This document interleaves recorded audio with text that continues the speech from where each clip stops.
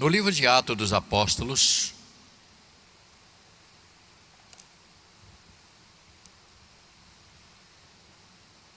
eu quando peço leitura responsiva é para que você também participe das leituras, para gravar bem dentro de você. Dentro desta narrativa,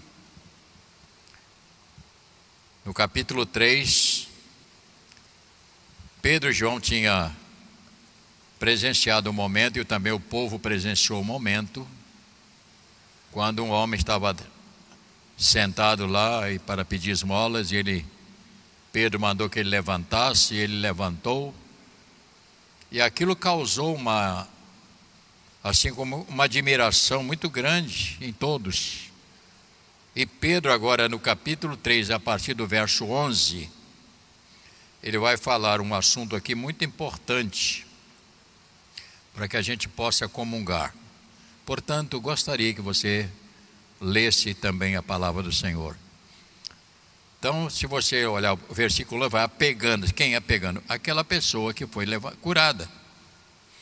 Apegando-se ele a Pedro e a João, todo o povo correu atônito para junto deles no pórtico chamado de Salomão. Verso 12, leia. À vista disso,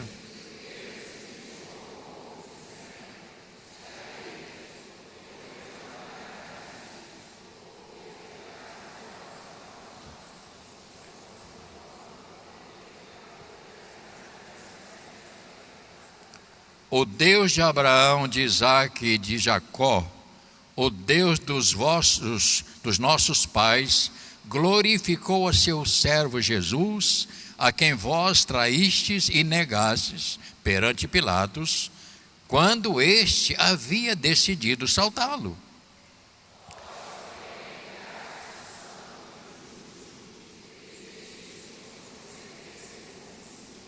De sorte que mataste o autor da vida, a quem Deus ressuscitou dentre os mortos, do que nós somos testemunhas.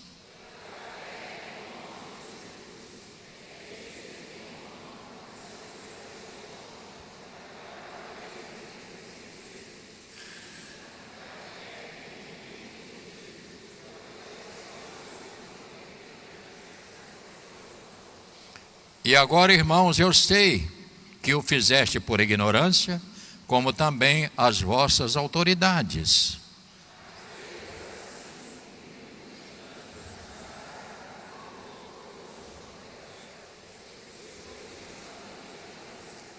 E aqui nós temos a palavra que é a tônica do livro dos Atos.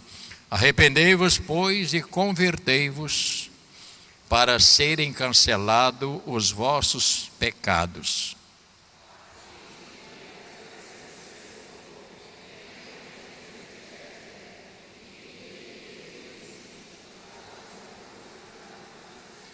A qual é necessário que o céu receba até os tempos da restauração de todas as coisas, e que Deus falou por boca dos seus santos profetas desde a antiguidade.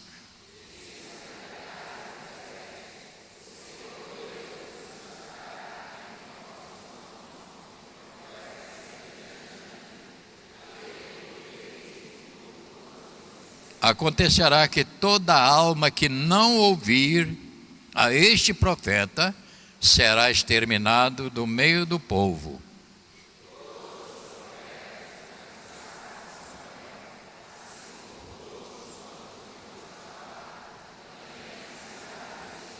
E vós sois os filhos dos profetas e da aliança de Deus, que Deus estabeleceu com vossos pais, dizendo a Abraão: na tua descendência serão abençoadas todas as nações da terra. Leia comigo.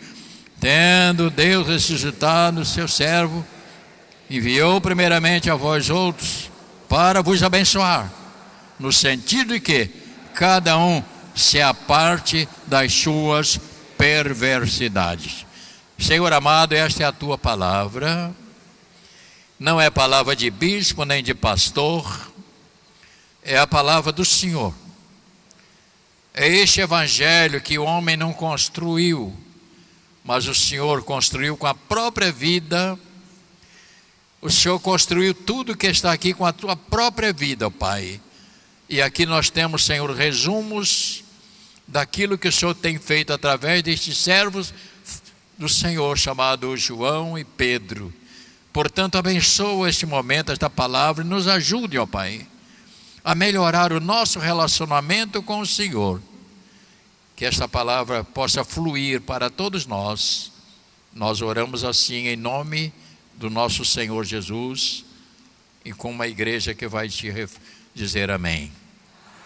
Podeis sentar, irmãos.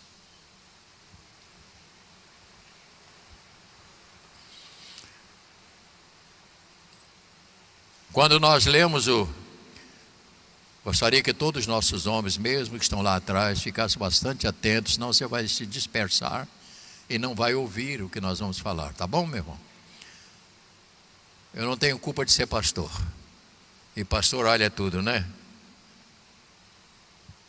Certo dia um pastor bem conhecido de todos vocês, ele veio aqui na igreja fazer uma visita. Era época de política, ele estava candidato a senador. Eu queria conhecer o trabalho de vocês. E eu marquei com ele 9 horas da manhã, numa terça-feira que não tem culto. E ele veio com a comitiva dele, ficou tudo ali, ele entrou, ficou aqui, olhou. Essa igreja é muito linda. Quantas pessoas cabe aqui? Aí conversei com ele. Ele falou assim: cadê as cadeiras dos obreiros? Eu digo, meus inimigos eu boto no primeiro banco. Porque eu já fui acostumado à igreja que o pastor está pregando, fica um monte de gente atrás dele conversando. Aí eu falei, não, ele ficou assustado comigo, né? Educadamente eu falei com ele. Claro que não são inimigos, né? Mas para ele saber que todos precisam ouvir. Porque quem está atrás não vai ouvir nada. Portanto, quando lemos o livro de Atos, nós vamos encontrar a palavra arrependimento como base que vai dirigir todo o livro, pois ele trata da entrada do homem. Ouça bem, ele trata da entrada do homem, do ser humano, para dentro da igreja ou para dentro do reino de Deus. Significa que arrependimento é a base para que a pessoa entre no reino. Então você vai encontrar esta palavra com muitas vezes, se você ler o capítulo 2, voltando uma página atrás, quando Pedro pregou uma mensagem enorme, linda demais. No verso 37, dá uma olhada aí, está aí na página 2, capítulo 37. Capítulo 2. Ouvindo eles estas coisas, compungiram-lhes o coração e perguntaram a Pedro e aos demais apóstolos: que faremos, irmãos? O que é que Pedro deu para eles? A receita, o quê? Arrependei-vos e cada um de vós seja batizados em nome de Jesus Cristo para a remissão dos vossos pecados e recebereis o dom do Espírito Santo. Então Pedro não mandou que ele fizesse uma novena, Pedro não mandou que ele fizesse 7 dias de corrente, Pedro não disse nada disso. Ele disse: se você quer, a porta é essa, é arrependimento. Sem isto você não vai conseguir entrar, que é o mesmo processo até o dia de hoje, irmãos. Algo que não se alterou até hoje e não vai alterar é a palavra de Deus, o Evangelho. Ele vai ser assim até o final, quando Cristo vier buscar a sua igreja. Vamos fazer uma pergunta para todos nós entendermos: por que é preciso arrependimento para entrar dentro do reino de Deus? Eu digo aos irmãos que Para nós entrarmos neste reino, por que ele chama para o arrependimento? Eu preciso me arrepender. E eu vou te dar agora alguns elementos para você entender. Por que o homem é chamado ao arrependimento? O que é que ele tem que se arrepender? Não é porque você bebeu um goró, que não deve beber. Não é porque você fuma um cigarrinho, que não deve fumar. Não é porque você fica nas noitadas, que não deve ficar.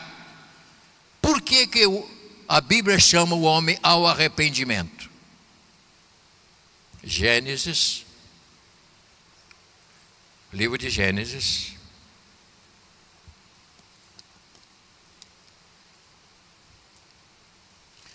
para que nós possamos entender. Capítulo 1 de Gênesis.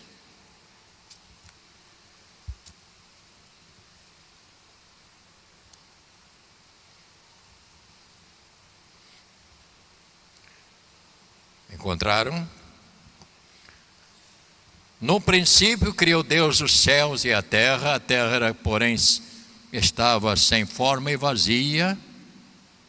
Havia trevas sobre a face do abismo e o Espírito de Deus pairava sobre as águas. Disse Deus: haja luz, e houve luz. Então começamos a entender, irmãos, que quando Deus criou, e Ele é o Criador de todas as coisas, e mais tarde você vai descobrir que Ele criou o homem. E ao criar o homem, Ele estava criando alguém que pudesse viver, não só viver, mas conviver com Deus. Se você ler corretamente todos os princípios, a Bíblia vai dizer que ao cair da tarde ou chegar à tarde, o Senhor vinha ao jardim visitar o homem. Olha que coisa fantástica. Você quer a visita mais importante, né? Ele vinha para passear e ter convivência. Esta era a base, o início. Deus, quando criou o homem, foi para isto. E por que aconteceu? Claro que nós vamos saber. Por que aconteceu isto e o homem então se perdeu? No capítulo 3, verso 6, ainda de Gênesis. Porque não adianta, irmãos, a gente tem que entender um pouco mais sobre isso aqui. Por que o homem precisa se arrepender? Por que é que ele precisa? Capítulo 3, verso 6. Não vou ler toda a narrativa porque você conhece. Vendo a mulher que a árvore era boa para comer, agradável aos olhos e a árvore desejável para dar entendimento, tomou-lhes do fruto, comeu e deu também ao marido, vírgula. Ele aí tinha a opção de aceitar ou não. Não está escrito aí?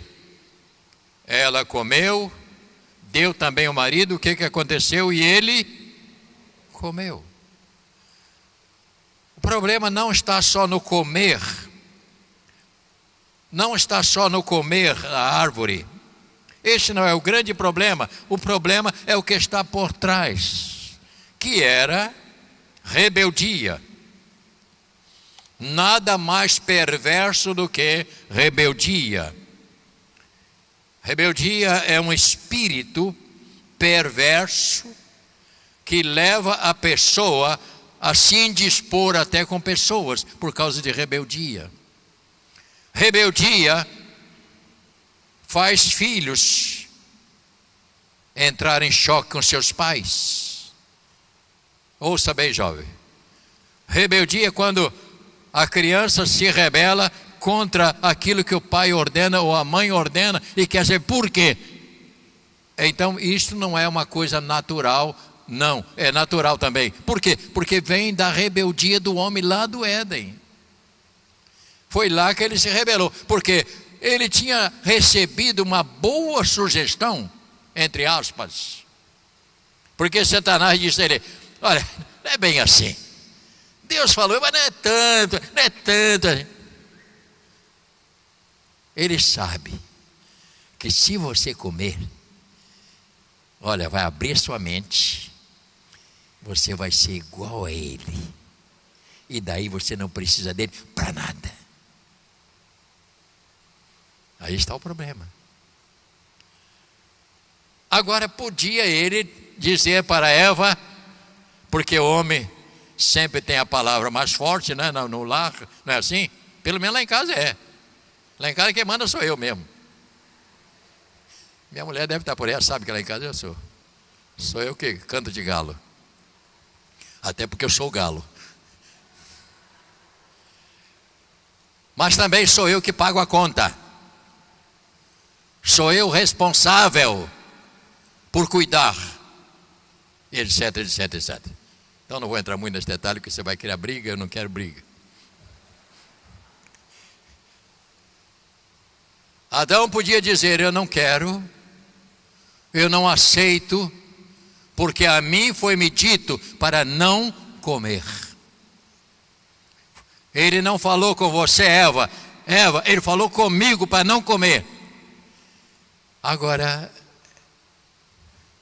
mulher tem uma facilidade de convencer o homem. E as mulheres digam amém. Mulheres, você não sabe o poder que você tem.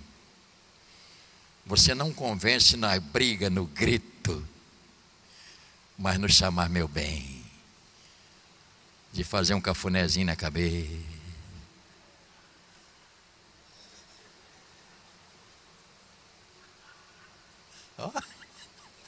Não é verdade, irmão? Mulher sábia edifica a sua casa, está escrito isso, né? Mulher sábia edifica a sua casa, né? No tranco não resolve, né, irmã? Olha, a irmã tá... no tranco não dá, né, irmã? Não dá. Ai, meu Pai do céu.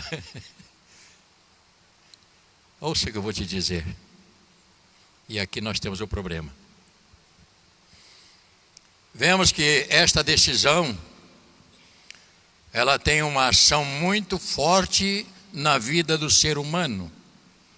O que aconteceu com Adão? Ele tirou a imagem de Deus de si mesmo. E ele colocou a sua própria imagem nele mesmo. Ele distanciou-se do Criador. E eu vou dizer a razão disso. Ele disse: eu quero a minha vida nas minhas mãos. Eu quero a minha vida sobre o meu controle. Eu não preciso de ninguém para controlar a minha vida. Ouça isto em nome de Jesus. E isto é uma tragédia que acontece até os dias de hoje. Quando muitas pessoas dizem assim: eu sou o dono da minha vida e faço o que eu quero. Isso é um problema. Primeiro que você não é o dono. Você não é o dono. A sua vida tem dono. A sua vida pertence a Ele. É Ele o dono. Eu não sou o dono. Mas você descobre que existe isso. Eu sou dono da minha vida, faço o que eu quero. Isso é uma tragédia, irmãos. Isso é suicídio. E foi o que Adão fez. Ele então tirou a imagem de Deus, colocou a sua própria imagem, que é o seu eu posso, eu faço, eu quero, é isso que eu vou resolver.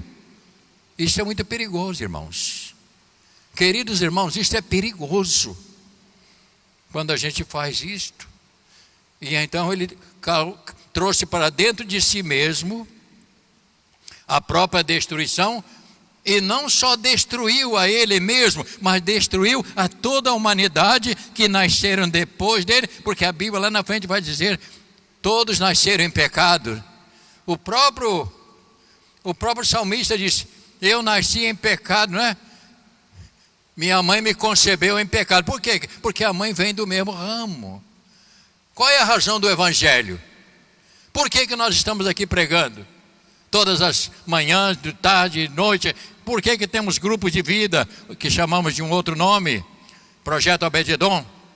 Por que fazemos? Porque nós temos temos que pregar a mensagem. Nós temos que falar de evangelho. Essa é a nossa incumbência, falar do evangelho, alertar.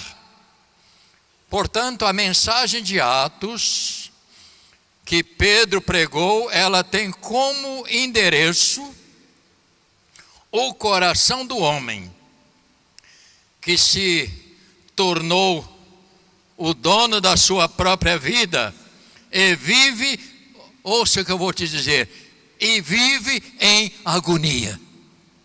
Porque uma pessoa sem Cristo, ela é um agonizante. Ouça bem essa manhã isso, em nome de Jesus. Um homem sem Cristo é uma pessoa que está agonizando. E você sabe que agonizar é uma pessoa quando está para morrer. Fulano está agonizando, o que quer dizer? Está quase morrendo. E uma pessoa sem Cristo, ela está agonizante. Ela vive uma vida sofrida. Por quê? Porque ela quer ter a sua própria imagem. E a hora que você recebe Cristo como seu Senhor, se arrepende, você recebe de volta, retorna para a sua vida a imagem do Senhor. E aí a nossa vida começa a mudar. E isto acontece, irmãos. Pregador tem que falar a verdade, mas eu não estou aqui para... eu vou falar palavra mansa para agradar. Eu não quero, eu quero que você seja salvo. O que eu quero é que você seja salvo, só isso. E creio que isso não é mal. Querer que a pessoa aceite Cristo como Senhor e viva uma vida diferente, não é mal. A igreja não é para fazer mal a ninguém. Portanto, a mensagem de Pedro é endereçada a todos os homens que não conhecem a Cristo. Ele prega, ele tem como endereço esse coração que muitas vezes vive atormentado, vive sofrido. E a mensagem é para ele. Primeiro aspecto, a mensagem do Evangelho, ela traz a vida de Deus até o nosso coração. Que coisa fantástica é isso. E quando o Evangelho chega na nossa vida, primeira coisa que você começa a desfrutar, algo que você às vezes não tem há muito tempo, você começa a ter paz. O que é paz? O que é paz? É algo que o mundo não tem. Você sabe o que Jesus disse? Deixo-vos a minha paz. A minha paz. E ele disse, não dou como o mundo, porque o mundo tem uma paz que é mentirosa. Você vai lá para a rua hoje ou qualquer outro horário, você vê um monte de homem vestido de mulher.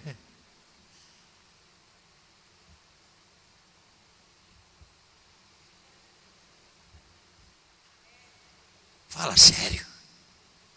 Fala sério.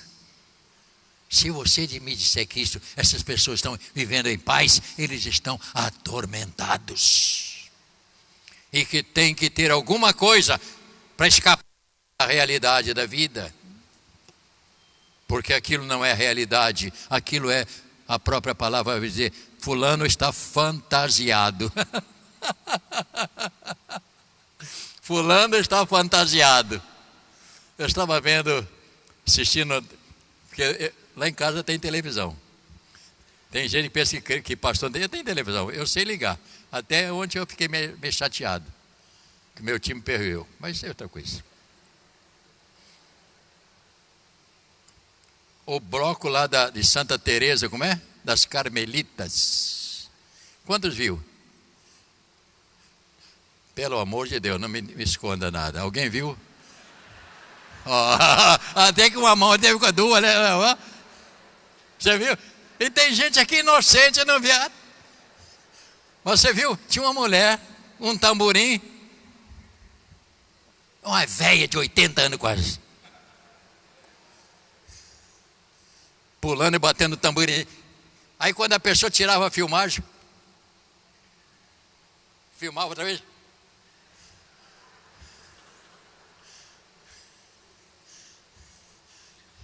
Diga para o irmão, o bispo tem olho.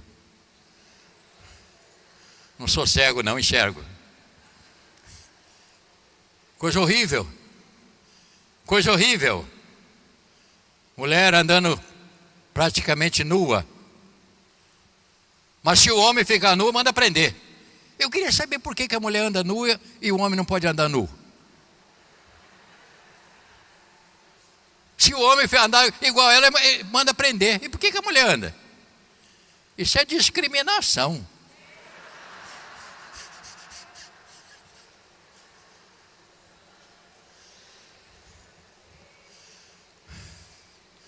Olha para mim um instantinho. Pedro traz a mensagem.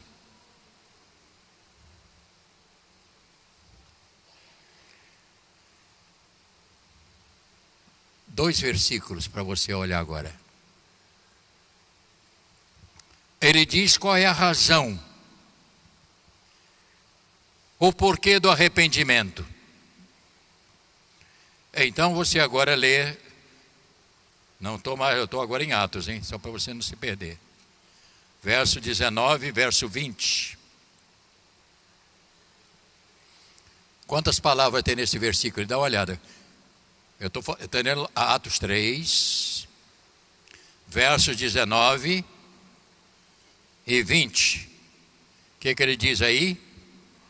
Arrependei-vos, vírgula, ouça bem, espera aí, arrependei-vos, vírgula, significa que vai continuar, mas o quê? E convertei-vos, para quê? Para que sejam cancelados os vossos pecados. Pedro então está dando o conselho. Pedro está trazendo ele de volta para ter a imagem de Deus, dizendo: arrependei-vos e convertei-vos para serem cancelados os vossos pecados. E ele aqui dá a receita, o que vai acontecer com esta pessoa. Verso 20, leia. A fim de que da presença do Senhor venha tempo de refrigério, e que envie ele Cristo, que já foi designado Jesus. E aqui é o assunto. Meus irmãos queridos, gente que está aqui nesta manhã, essa receita é que o mundo precisa. Ter os seus pecados cancelados, mas para ser cancelado, o que é que eu tenho que fazer? A primeira coisa, arrepender. O que é arrependimento? Você já ouviu se arrependimento matasse? Quando já ouviu essa palavra? Por que eu fiz isto? Este arrependimento não é este bíblico. Arrependimento, ouça bem, olha para mim. Arrependimento é uma dor na alma de ter agido até o momento contra a palavra de Deus, contra as ordens divinas. Por que eu tenho vivido esta vida até agora? Então, o arrependimento leva a pessoa a ter esta dor íntima na alma. Por quê? Por quê? Essa pessoa então crê no Senhor, arrepende, tem os seus pecados cancelados. Acabou? Não, acabou. No verso 25 ele diz: vocês não sabem quem são vocês. Olha o verso 25, o que é que diz aí? O que é que ele diz no verso 25? Vós sois filhos dos profetas e da aliança de Deus, que Deus com vossos pais, dizendo a Abraão: na tua descendência serão abençoados. Ele falou: gente, vocês estão perdidos por isso, porque vocês têm uma promessa de bênção de Deus e vocês rejeitam. É isso que ele falou. Vocês estão rejeitando aquilo que foi dado para vocês. Vocês são descendência de Abraão. Porque em Abraão serão benditas todas as famílias da terra. Então diga para o irmão, você é um abençoado. Espero eu.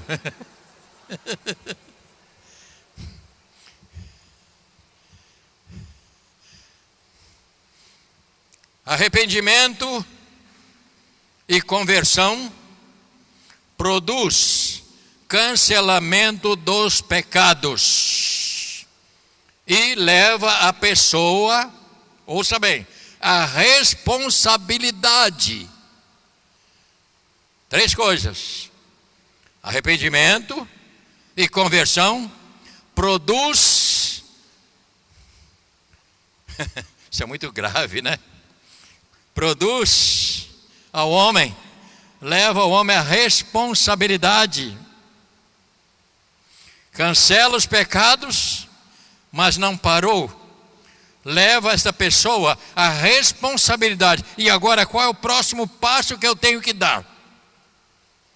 E muitas vezes nós não damos o devido valor ao que temos que dar. O batismo nas águas. Para que serve o batismo nas águas? Não é só para ser membro da igreja, não é só para tomar ceia. Batismo não é isso.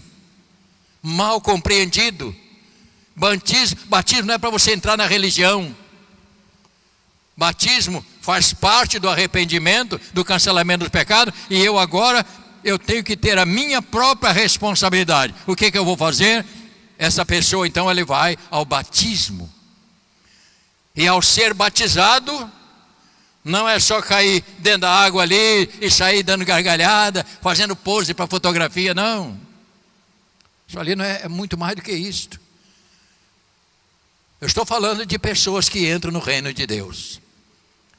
Quando você se arrepende, cancelamento, você se converte, você crê na palavra, ao passar pelas águas, ouça bem, a nossa vida, a minha, a sua, ela passa agora a ser controlada pelo Espírito Santo. É o Espírito Santo que vai guiar o cristão. É Ele que vai dizer, no momento que você quer praticar uma coisa errada, Ele vai dizer, você não pode, você é um servo de Deus. Porque a hora que ele entra aqui dentro, ele passa a ser a autoridade na sua vida. E a sua vida não mais pertence a você, ela pertence ao Criador. E um dia ela volta para a glória do Senhor. É isso, irmãos. É isso que acontece. Portanto, é um recado pequeno. O que é que o mundo está precisando? Precisando de Jesus. Encher o seu vazio. Precisa de cancelamento dos pecados, para que volte a ter paz e alegria, mas não é uma alegria de cara pintada de palhaço, é uma alegria na alma. Por isso que Paulo disse, eu aprendi a viver contente com tudo. Paulo era um dos caras mais cultos da época. Paulo era um homem, olha para mim, da nata.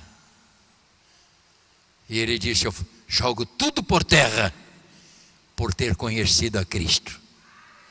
Olha que coisa fantástica. Ele disse, eu deixo isso tudo porque eu conheci aquele que tem todas as coisas. Que Deus te abençoe nesta manhã. Que ao sentar à mesa, hoje você entenda, não é pão e vinho.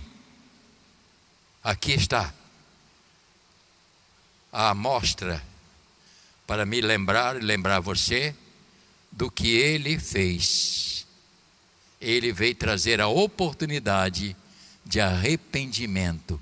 Então, quando eu vou eu lembro, Senhor, obrigado que o Senhor me livrou do inferno. O Senhor me livrou das garras do maligno.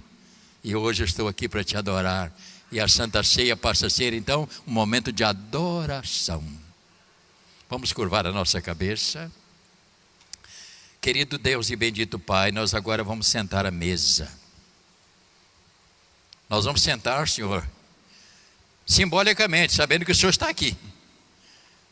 É claro que não é uma mesa redonda, todo mundo sentado, mas nós estamos falando em palavras. Nós estamos assentados à mesa do Senhor para comungar com o Senhor. E eu creio, Pai, que nesta manhã maravilhosa, o Senhor vai falar profundamente a cada pessoa aqui. Eu não faço apelo, não vamos fazer, mas o apelo é a Tua palavra que faz.